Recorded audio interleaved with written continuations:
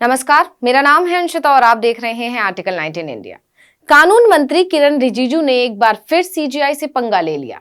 रिजिजू ने कहा कि भारत में कई अच्छे वकील और जज जो हार्वर्ड और ऑक्सफोर्ड जैसे विदेशी विश्वविद्यालयों से शिक्षित हैं, अंग्रेजी में सोचते हैं और बोलते हैं। रिजिजू ने भले ही नाम न लिया हो, लेकिन उनका इशारा सीजीआई डीवाई चंद्रचूड़ की ही तरफ था। केंद्र सरकार और सुप्रीम कोर्ट के बीच की अनबन किसी से छिपी नहीं है। कॉलेजियम के मुद्दे पर तो दोनों के बीच लगातार तनातनी देखने को मिली रहती है। खासकर जब से चंद्रचूड़ ने सीजीआई की कुर्सी संभाली है, जानकारों का दावा है कि वो केंद्र सरकार को फूटी आंखों नहीं सुहा रहे हैं, जिसकी वजह है सीजीआई का हर मुद्दे पर मुखरता से अपनी बात रखना। इस पर विस्तार से चर्चा करेंगे। उससे पहले आइए जान लेते हैं कि रिजिजू आखिर कहना क्या चाहते थे। तो हुआ यूं कि केंद्रीय कानून मंत्री किरण रिजिजू 2 मई को मुंबई में एक कार्यक्रम में शिरकत करने पहुंचे, जहां उन्होंने कहा कि भारत में कई अच्छे वकील और जज हैं जो हार्वर्ड और ऑक्सफोर्ड जैसे विदेशी विश्वविद्यालयों से शिक्षित हैं, अंग्रेजी में सोचते हैं और बोलते हैं, लेकिन यह महत्वपूर्ण है कि वो जमीन से जुड़े रहें और अपने विचारों में भारतीय रहें। उन्होंने कहा कि ऐसे अंग्रेजी बोलने वाले वकीलों के लिए विदेशी विचार रखना उचित नहीं है। आपने किसी भी यूनिवर्सिटी, हार्वर्ड, ऑक्सफोर्ड से पढ़ाई की होगी, आप एक अच्छे वकील हो सकते हैं और आप जज बन गए हैं, लेकिन आपको अपने विचारों को भारतीय रखना चाहिए ताकि आप विनम्र रहें।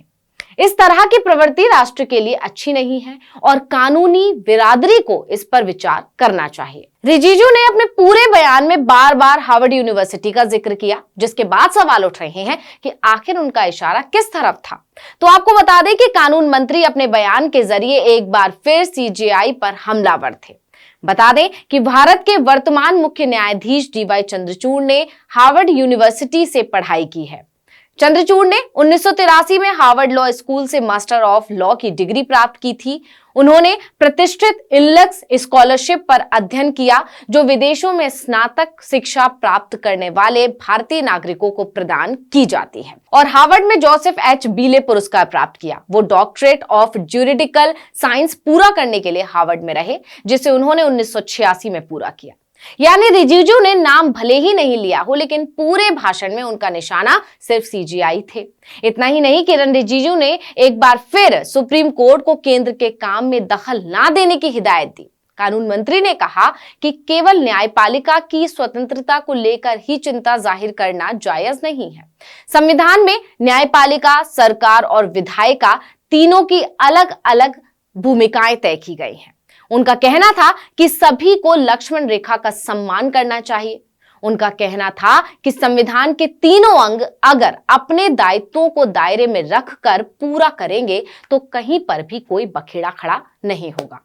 आप जानते ही हैं कि सुप्रीम कोर्ट और केंद्र सरकार के बीच ये खींचतान कोई नई बात नहीं है। सीजीआई की तल्ख टिप्पणियों ने मोदी सरकार की नाक में दम कर रखा है। तमाम मुद्दों पर सुप्रीम कोर्ट ने केंद्र सरकार को फटकार लगाई है। सीजीआई की सख्ती के चलते सुप्रीम कोर्ट और केंद्र की मोदी सरकार के बीच की खाई बढ़ती जा रही है।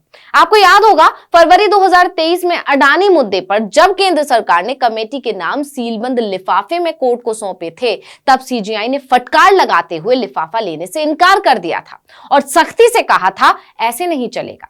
इतना ही नहीं, कई मुद्दों पर सुप्रीम कोर्ट ने केंद्र को झटका दिया है। यही वजह है कि कानून मंत्री अक्सर सुप्रीम कोर्ट और खासकर सीजीआई के खिलाफ बयानबाजी करते नजर आते हैं, जो उनके लिए मुसीबत भी बनता है।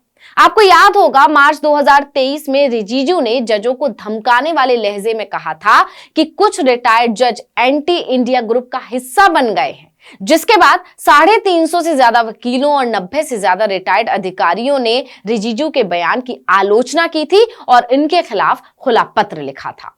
इतना ही नहीं, रिजिजू अक्सर कॉलेजियम प्रणाली का विरोध करते नजर आते हैं। 23 अप्रैल को उन्होंने कहा था कि कॉलेजियम मुद्दा बस एक माइंड गेम है। रिजिजू की तरफ से कॉलेजियम प्रणाली पर जिस तरह की टिप्पणी आती रहती है, उसे लेकर दावा किया जाता है कि सरकार कॉलेजियम में दखल देकर अपने पसंदीदा लोगों को बैठाना चाहती है, जिससे सुप्रीम कोर्ट को भी अपने इशारे पर चला सके।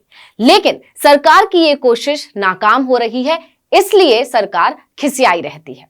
इस वीडियो में इतना ही। आपसे अनुरोध है कि यूट्यूब पर हमारे चैनल आर्टिकल 19 इंडिया को सब्सक्राइब कीजिए, फेसबुक पर लाइक कीजिए और कमेंट करके बताइए आपको हमारा ये वीडियो कैसा लगा। आने वाले दिनों में हम और किन मुद्दों पर वीडियो बनाएं ये भी जरूर बताइएगा। ट्विटर हैंडल है आर्टिकल 19 _ इंडिया, इसको भी फॉलो कर लीजिए। नमस्कार।